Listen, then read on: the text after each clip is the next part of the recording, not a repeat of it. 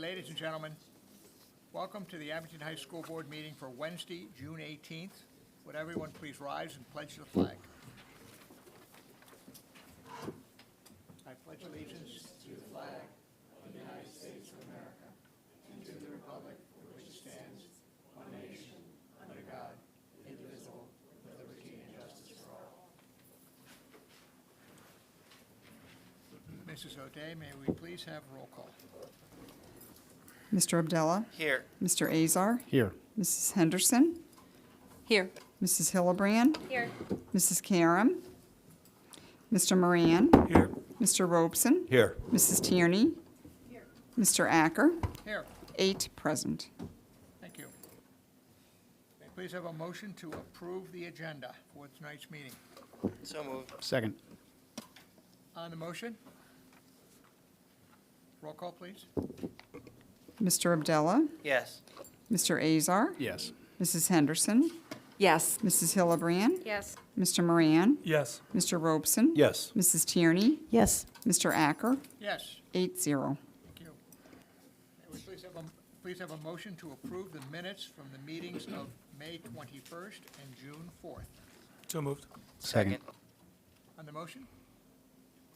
Roll call, please. Mr. Azar? Yes. Mrs. Henderson? Yes. Mrs. Hillebrand? Yes. Mr. Moran? Yes. Mr. Robeson? Yes. Mrs. Tierney? Yes. Mr. Abdallah? Yes. Mr. Acker? Yes. 8-0. Are there any board reports for this evening? Mrs. Henderson? or-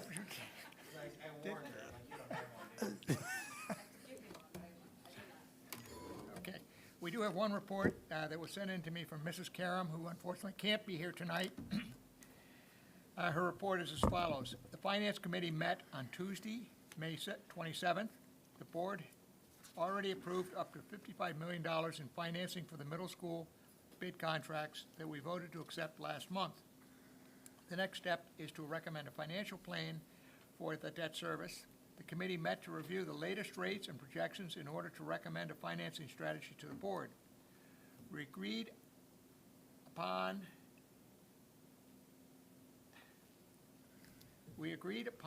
a plan to recommend to structure the financing with an initial $30 million draw to maximize capitalized interest as well as lock in debt at the current interest rates, thus limiting market risk. This financial plan ensures we will fund the project with the least amount of budget risk and gives us the opportunity to strategically use cash reserves in the next borrowing, conserving capital reserves upfront in the event we have pressing capital projects like replacing a roof or a boiler. PNC and PFM have provided us with an updated numbers and financial impact on the budget for the next 10-year model. So you will receive a spreadsheet to review, and the committee will provide that to the board within the next few weeks so that everyone is informed. And that is her report. Dr. Schaefer, would you like to add anything to that in terms of where we are? I think we are ready to go. I'll be sending out some information to the board, but PFM and PNC have got back to us. The board had already voted to approve that process moving forward. So at this point, we'll just wait to get some more current information and then move forward. Okay, perfect. Thank you very much. Dr. Schaefer, we have the superintendent's report. I only have a brief comment, and that's relative to an action item that we have on the board agenda, J, which is a motion to approve the professional contract between Abington Heights School District and the Abington Heights Education Association. I just wanted to take a moment to briefly say a few words about that. First, I would like to publicly thank Jason Burke, the HEA union president, for his work, his collaboration and transparency throughout the past 6 months as we work together. I would also like to thank the AHEA leadership team for also participating, being very transparent, adding feedback, taking up their time to work with Mr. Mirabelli and I on some items relative to health care. Finally, I would like to publicly thank our most valued resource, along with our children, our teachers, who voted to approve and send to the board for approval. The teachers and students are the engine and the nucleus of our system, and I think that what is before the board today is very fair and reasonable, and a reflection of how much our board values our teachers and the work that they do for the school community on a daily basis. Thank you very much. Since you opened the topic, I was going to wait until we voted on it, but I would first of all, like to echo your comments as my position of board president in terms of thanking the AGA management or the leaders, again, for their straightforward manner in dealing with us. And also, I want to thank Dr. Schaefer and Mr. Mirabelli for a fine job. I think this contract gives us and the teachers stability going forward. And I think it also sets a framework for future communication and collaboration with the AHEA, which I think is really exciting. So, okay. Having said that, our next item on the agenda is public comment. If anyone wants to speak public, please fill out a card and come forward. We ask you to keep your comments to about 3 minutes. We have one card at this time. Mr. Stoller, welcome back.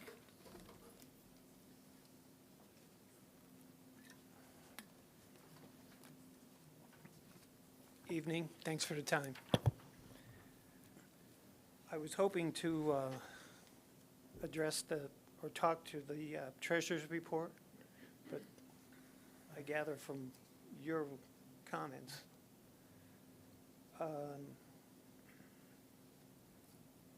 My bottom line, since I've been coming here, is it seems like we're going to be doing a lot of borrowing and not a lot of use of the district funds. The 30 million will go into the construction bond fund, is that right? Is that how that works? I'm going to let Mr. If you want- Mirabelli answer your questions because he's going to be most familiar with exactly the flows of the cash. If you want, why don't you list I'll your ask- questions, and then Okay. Mr. Mirabelli will answer them in order. That way we can be as efficient as possible. Is the construction bond fund the mechanism to pay items for the building project?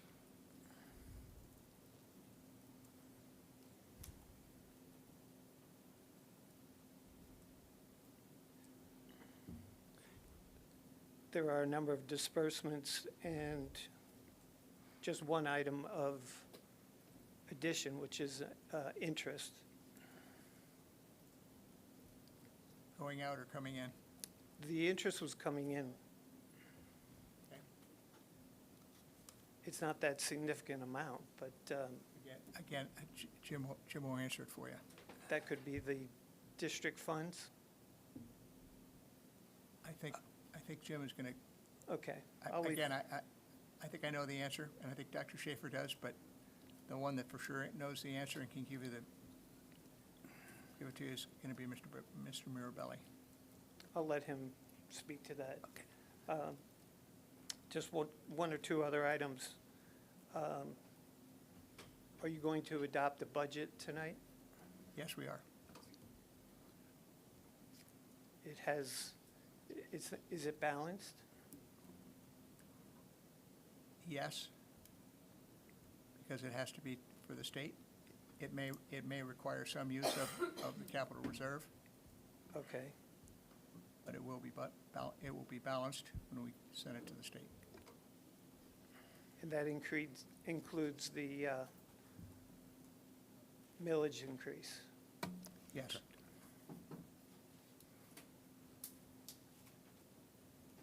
I'll let him speak to.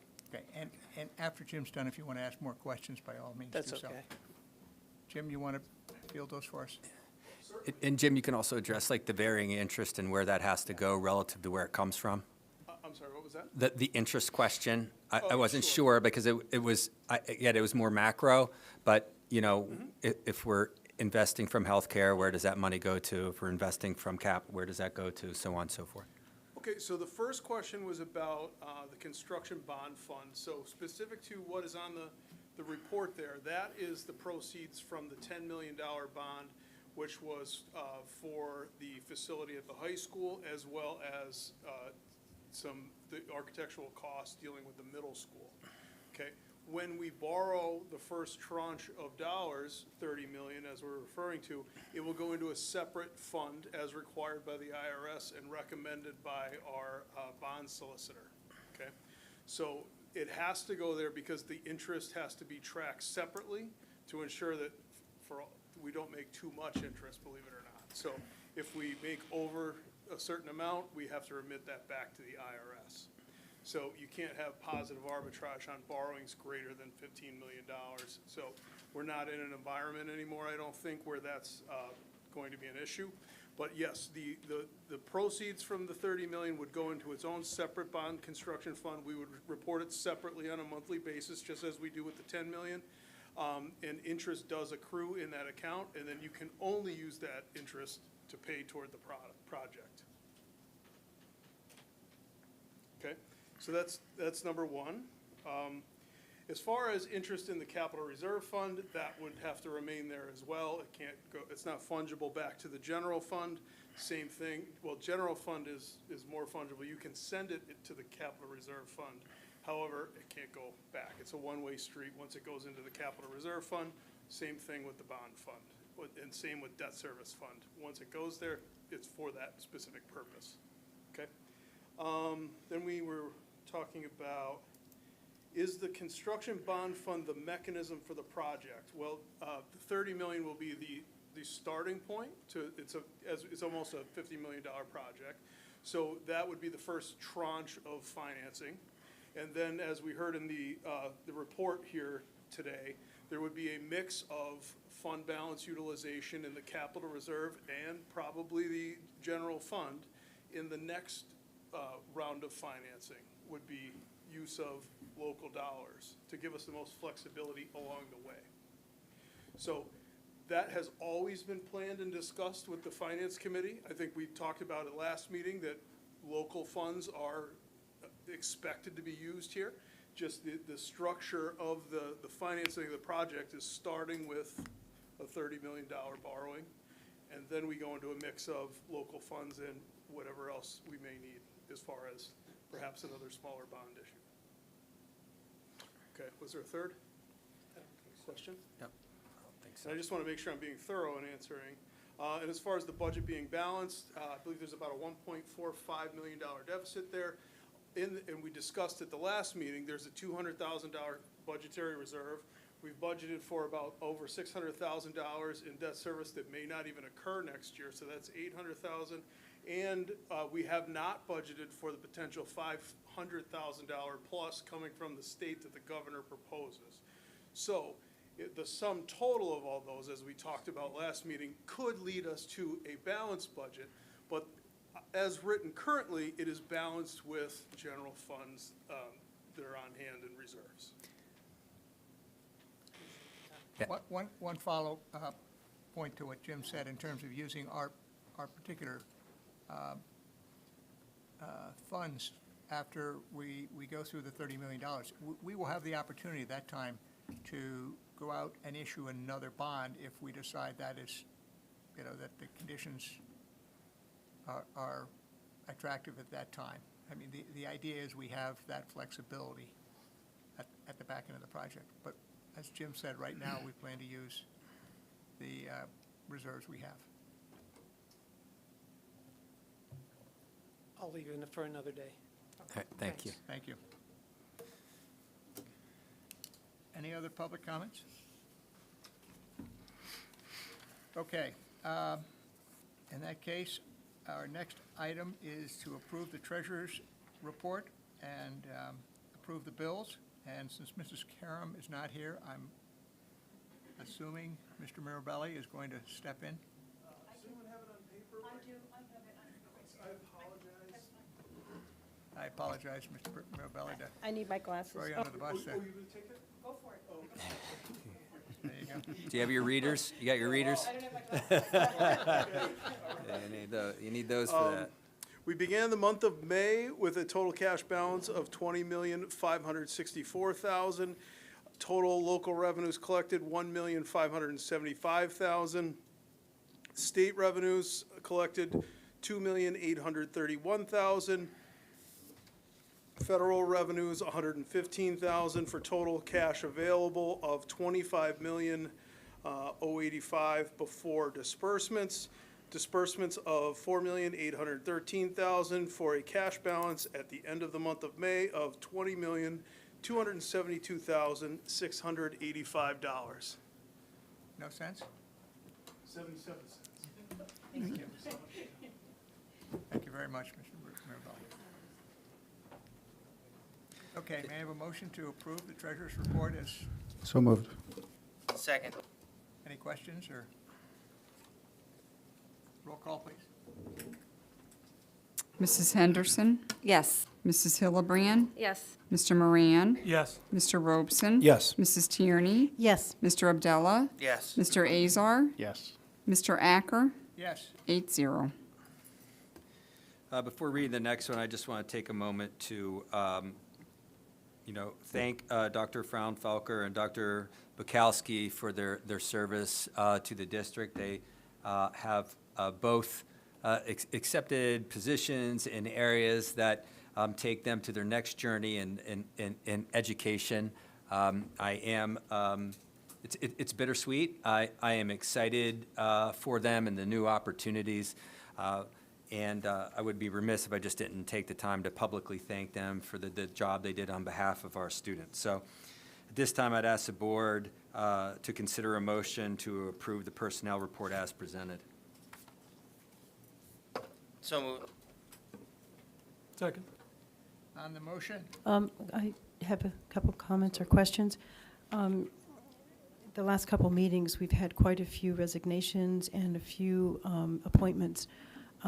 This is the time of year when districts are doing a lot of hiring. Dr. Schaefer, can you share with us, are the hiring pools, are we getting quality applicants?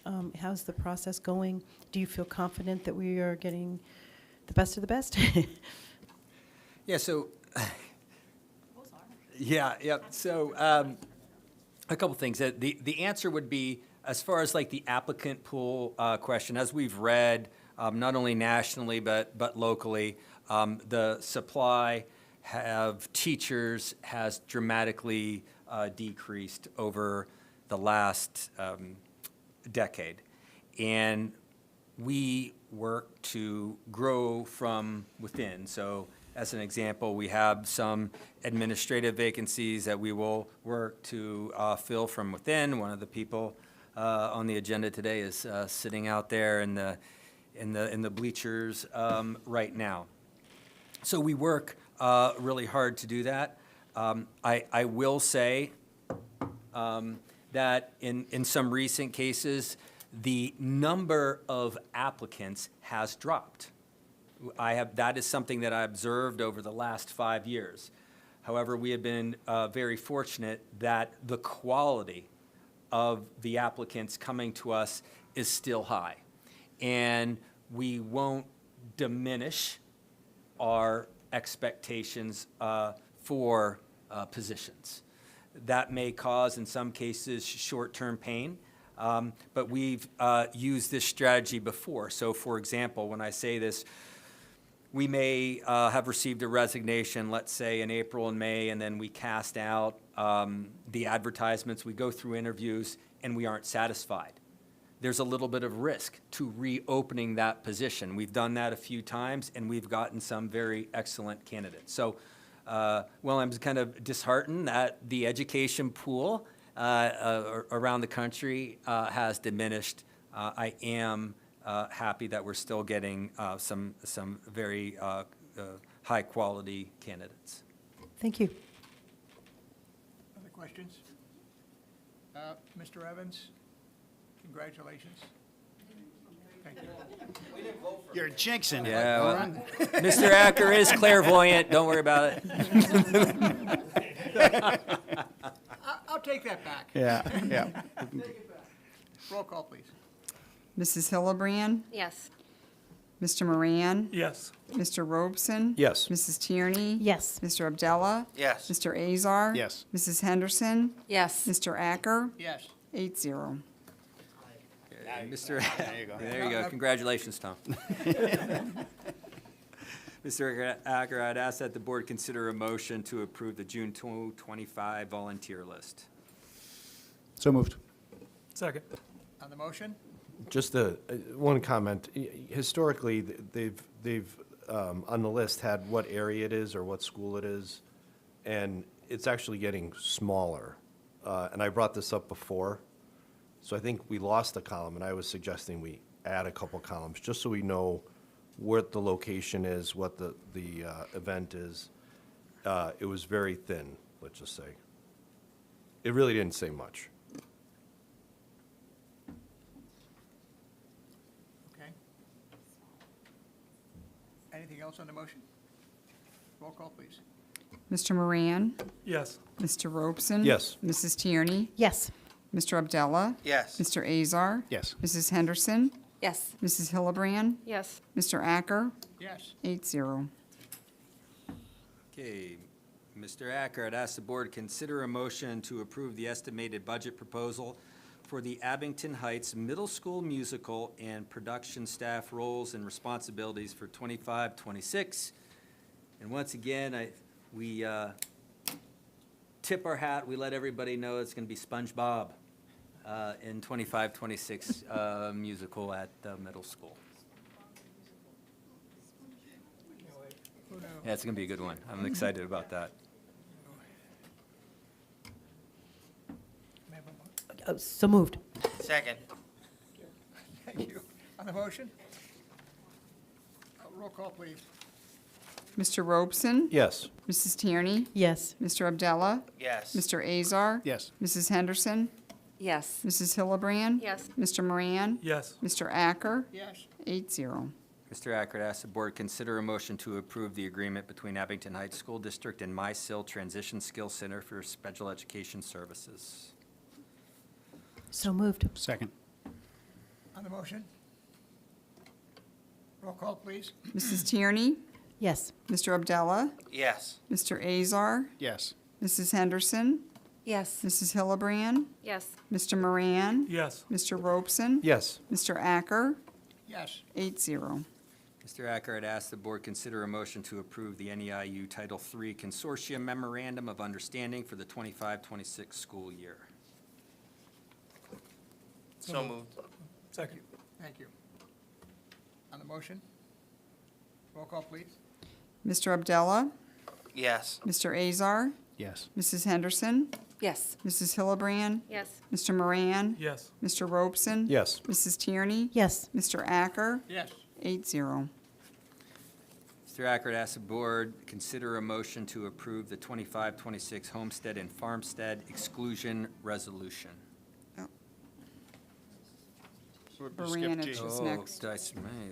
We got to do that, all right. Mr. Acker, I'd ask that the board consider a motion to approve the transportation agreement with Baranich Busing, Inc. to provide transportation for students attending the 2025 Extended School Year Program. So moved. Second. On the motion? Roll call? Mr. Azar. Yes. Mrs. Henderson. Yes. Mrs. Hillebrand. Yes. Mr. Moran. Yes. Mr. Robeson. Yes. Mrs. Tierney. Yes. Mr. Abdullah. Yes. Mr. Acker. Yes. 8-0. Now, Mr. Acker, I'd ask the board to consider a motion to approve the 25-26 homestead and farmstead exclusion resolution. So moved. Second. On the motion? Roll call? Mrs. Henderson. Yes. Mrs. Hillebrand. Yes. Mr. Moran. Yes. Mr. Robeson. Yes. Mrs. Tierney. Yes. Mr. Abdullah. Yes. Mr. Azar. Yes. Mr. Acker. Yes. 8-0. Mr. Acker, I'd ask the board consider a motion to approve the 25-26 general fund budget. So moved. Second. On the motion. Yes. Dr. Schaefer, can you explain what the tax increase is going to be, the amount, what the budget amount is? Or maybe Mr. Mirabelli can come up and at least give the community an understanding of what we're approving tonight? Sure. I can, Jim can come up. I'll give a couple thoughts relative to this budget. From a more macro level, what we're seeing is very similar to what I've talked about before.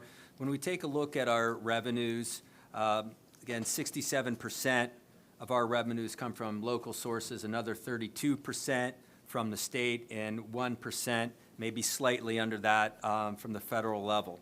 This budget proposes a 4.7% increase, moving our millage from 141.4 to 148.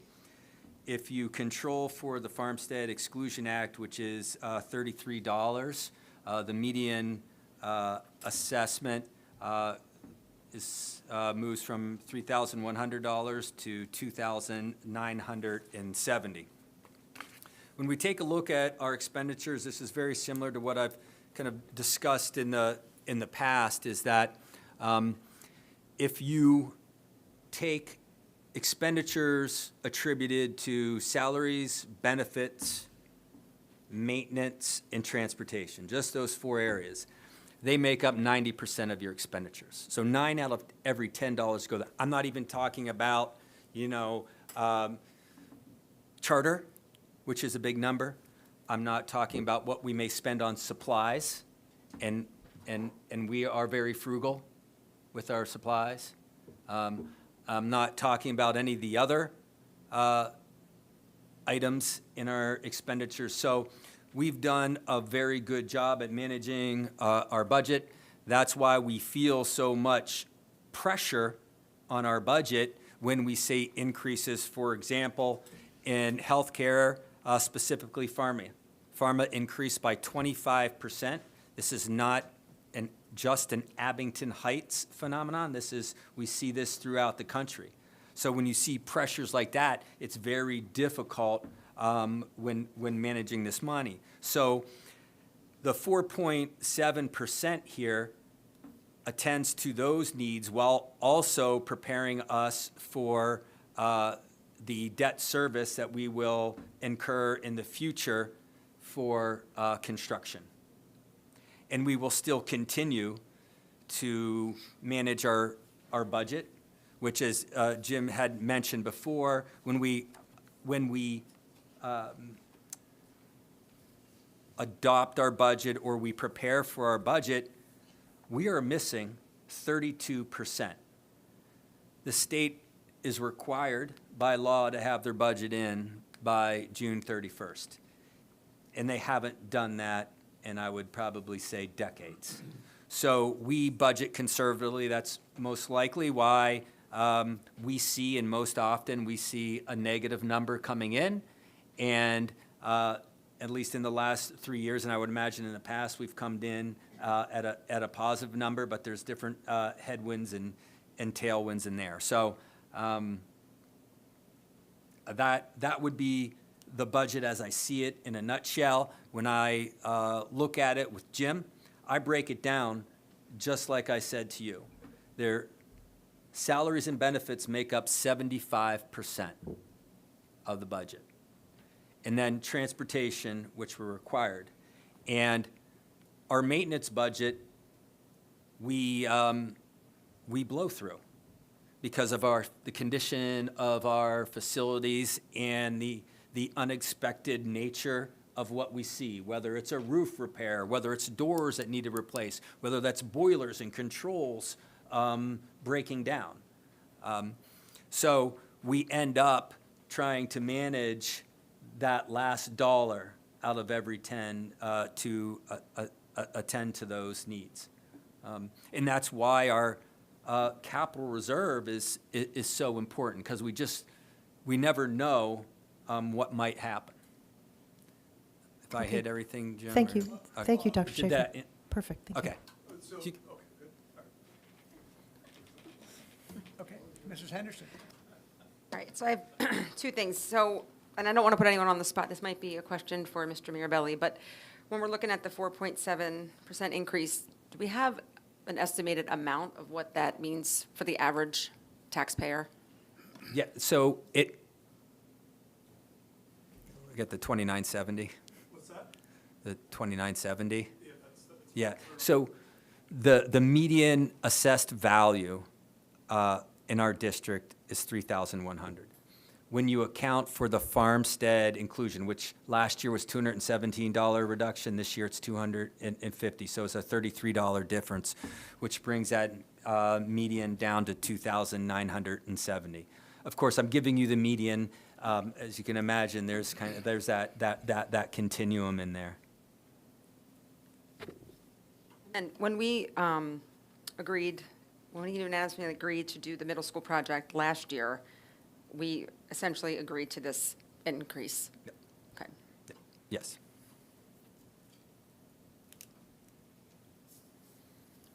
Any other questions or comments?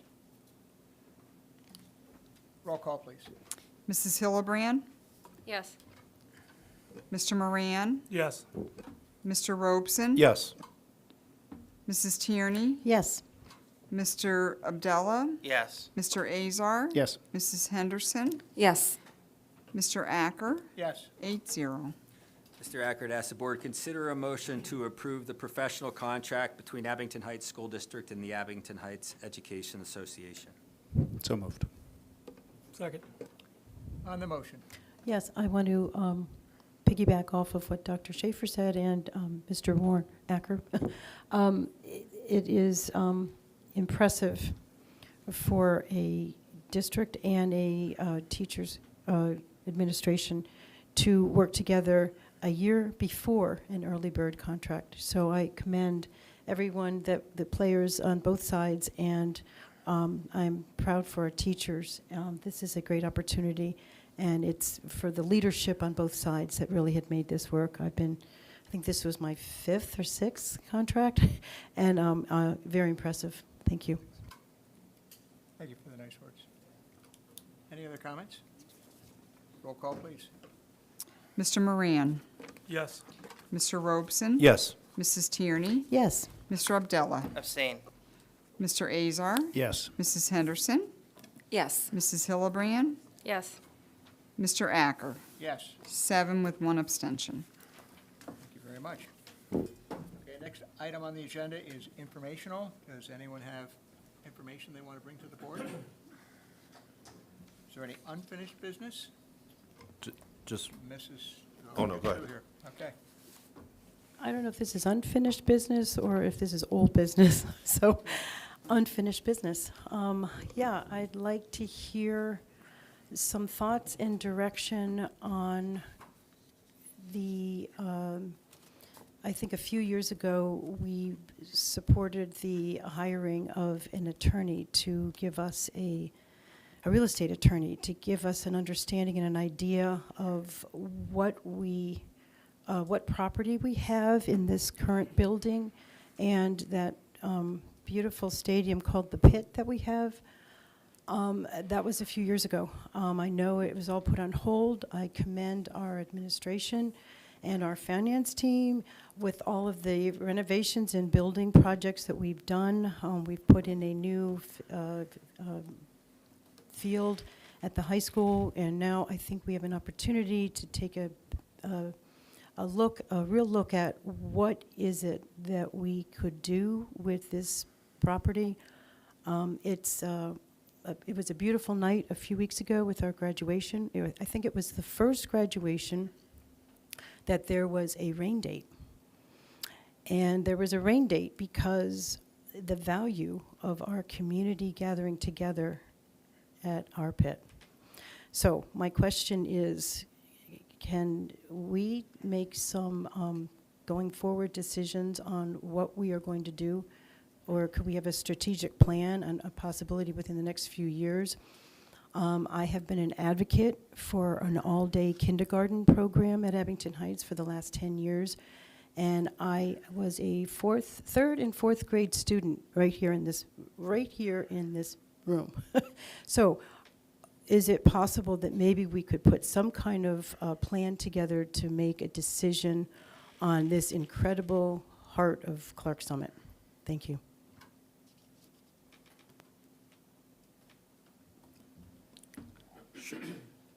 I was going to wait to if anybody else had any comments before I respond, I'll yield my time to anybody that wants to.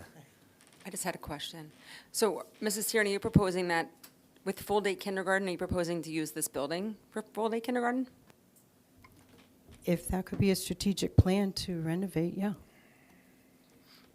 Right.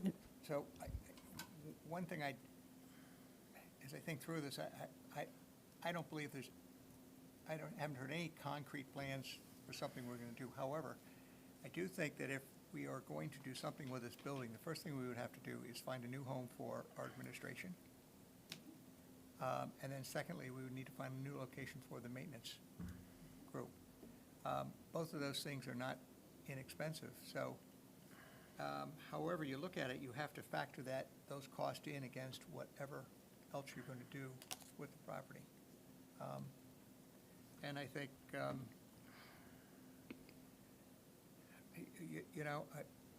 I don't have any firm thoughts at this time, other than to say we have potential costs that will be incurred, whatever we do. My response would be that we could certainly talk about that in a facilities meeting. We have, over the last couple of years, taken the steps to take a look at our property, the 11 acres we have here. We hired an attorney to make sure, indeed, we did own the property. I say that facetiously, but that is a real question, because this dates back to the Clark Screen Independent School District. And with giving of properties, in fact, there's almost, I think it's either 6 or 7 deeds in here.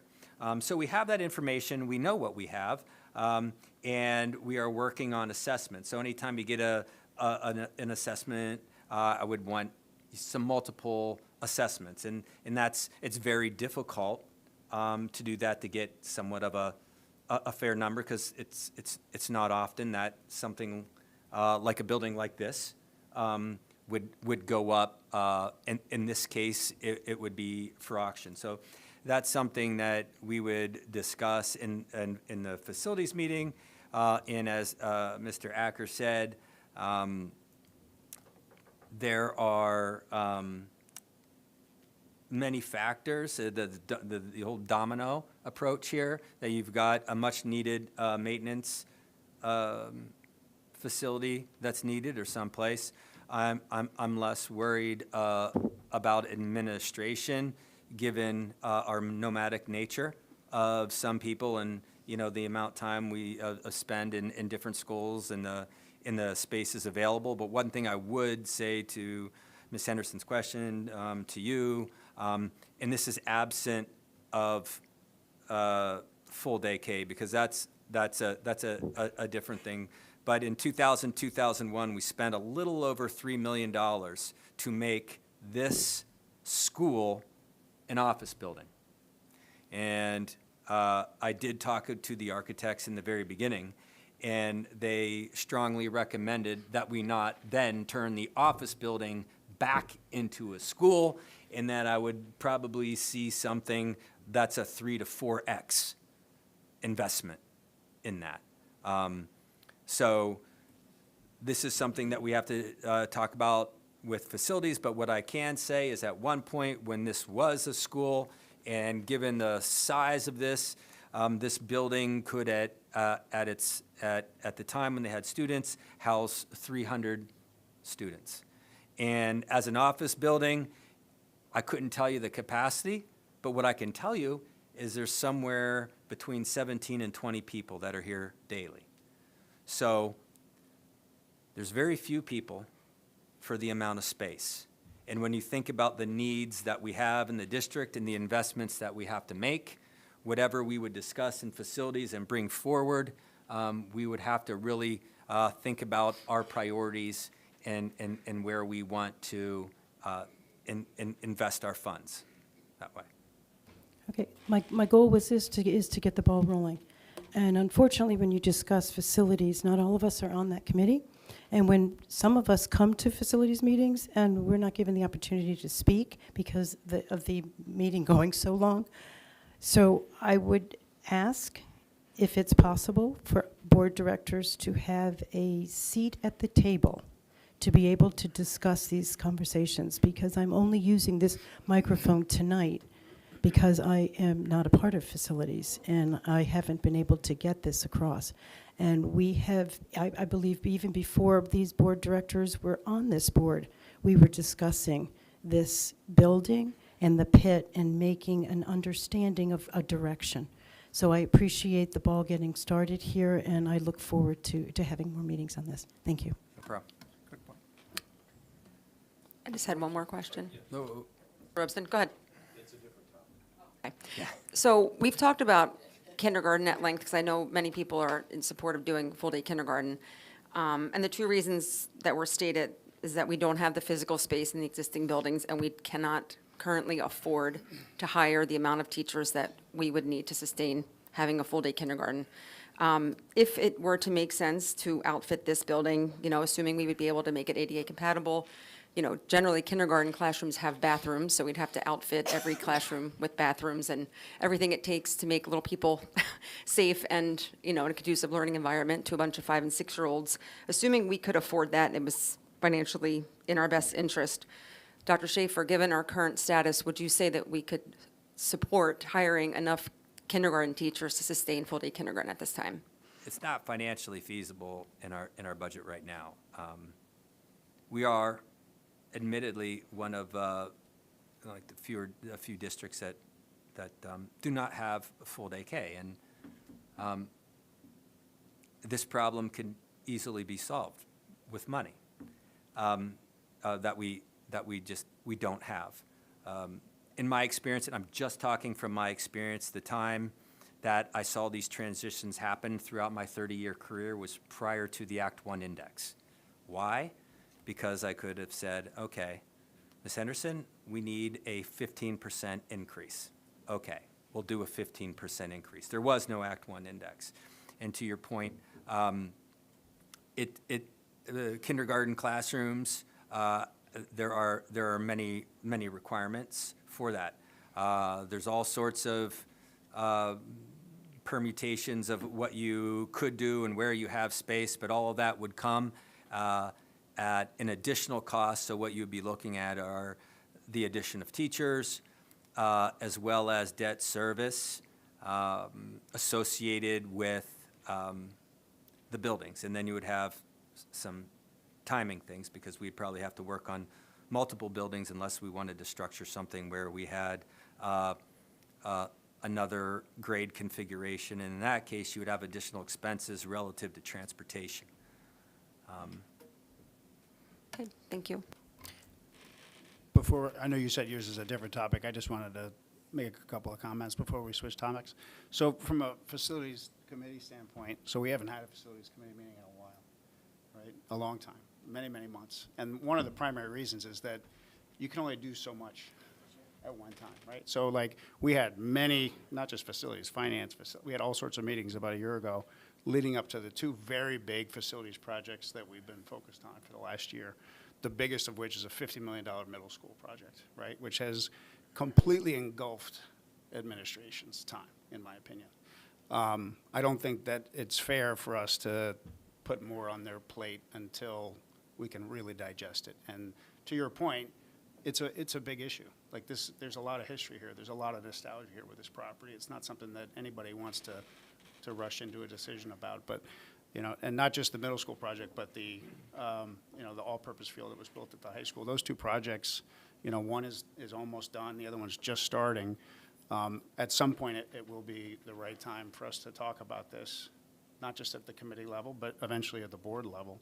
The issue that I will comment on tonight is that nostalgia is what it is, right? There's a lot of people in this community that love this property. They love the pit. They love having graduation there. They love coming to football games.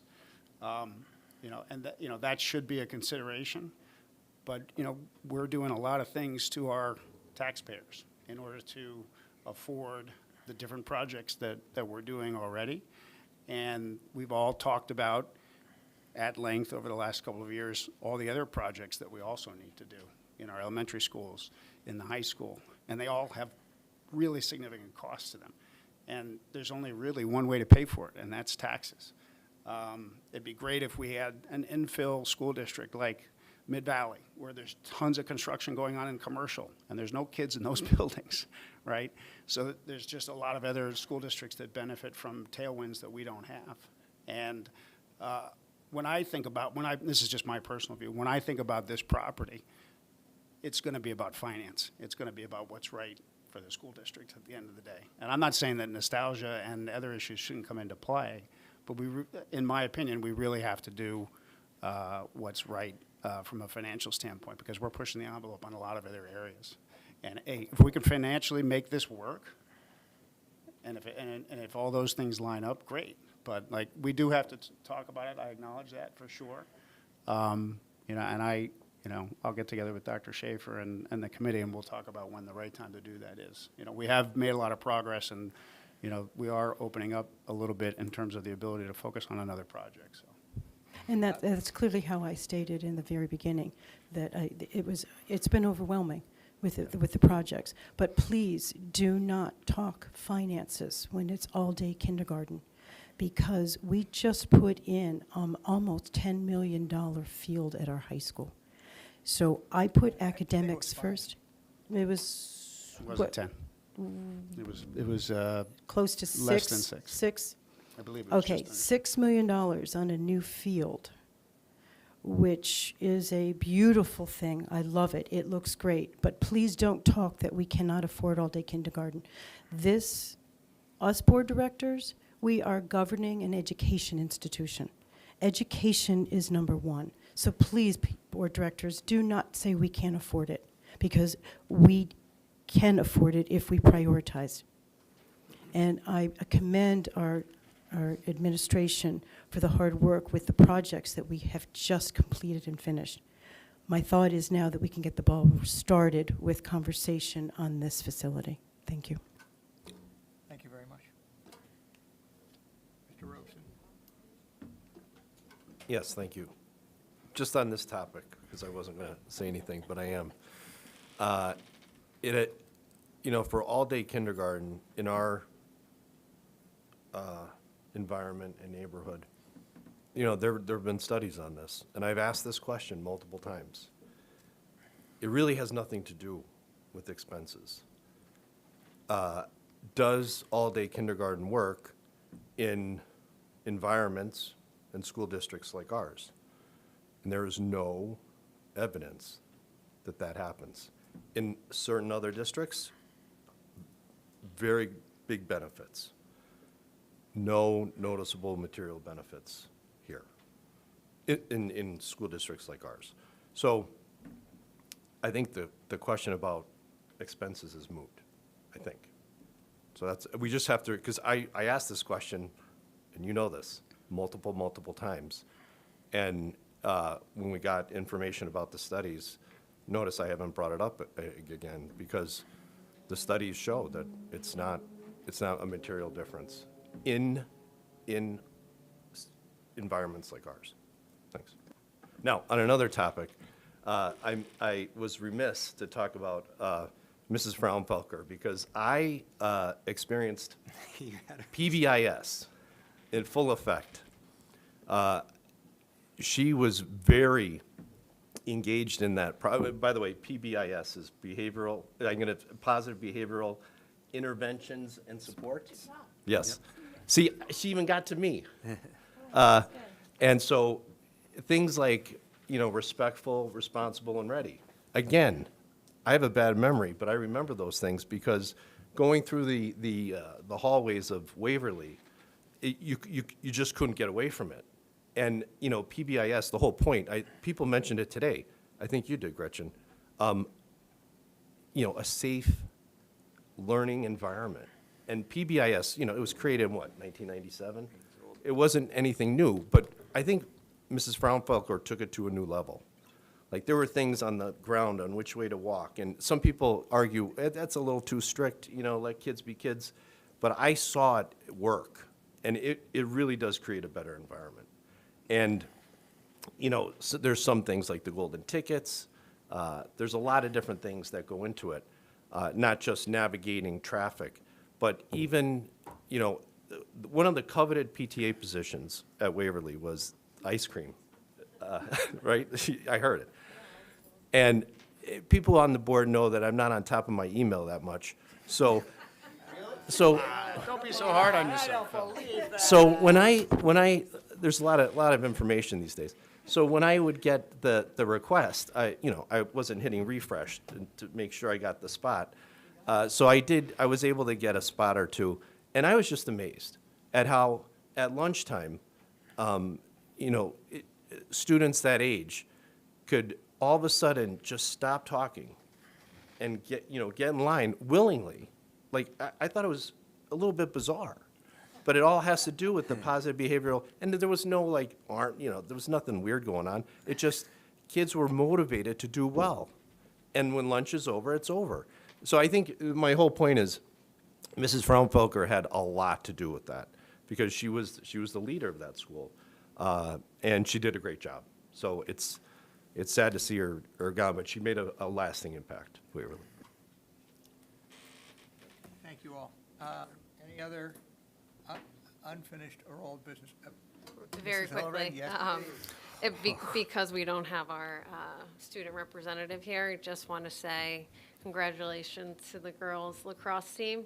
That team is amazing to me, looking at the history and the inception of that program. So I commend the board that approved that years ago. It is a new program. I know the board has been hugely supportive, but to see a girls' program that is new to the area, we just have girls wrestling coming up. It's amazing. But the community support behind that was also huge to see in our area.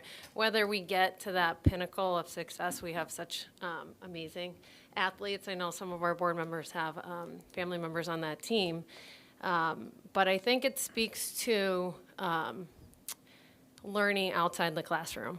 So when we put money into our athletics, our extracurriculars, you build character in students that you can't learn within those four corners. So we do gain a lot by putting funds into programs outside of the four walls of our schools. And I think we all have to say a huge thank you to Becky Davis, who without her, that team wouldn't be so successful. So congratulations to them. And then I did see one other, and I don't get same as Mr. Robson, I'm not on top of all this, but another student, Nick Bradley, had a very huge award given to him by the Commonwealth of Pennsylvania, and you may know better than I as to that specific, so I don't want to misstate it. Gatorade Player of the Year But for. that was phenomenal, so congratulations to those two.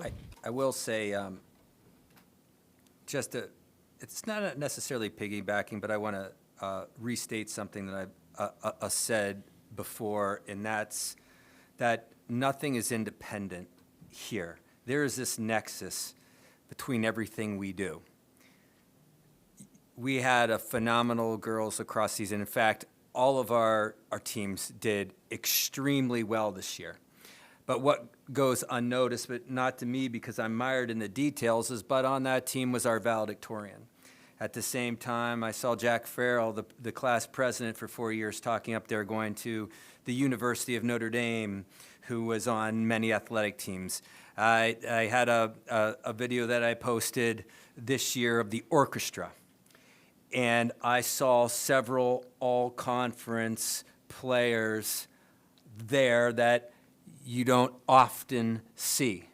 My point is that regardless of whether you're a Gatorade All-American or you're on the team, there is this nexus there of our kids that are excelling academically and are involved in athletics, extracurriculars, our music program, volunteering out in the community. It's absolutely incredible, and I would argue that is integral to our success here. The skills that we're able to work with our kids and teach, and they're able to learn independently, specifically time management.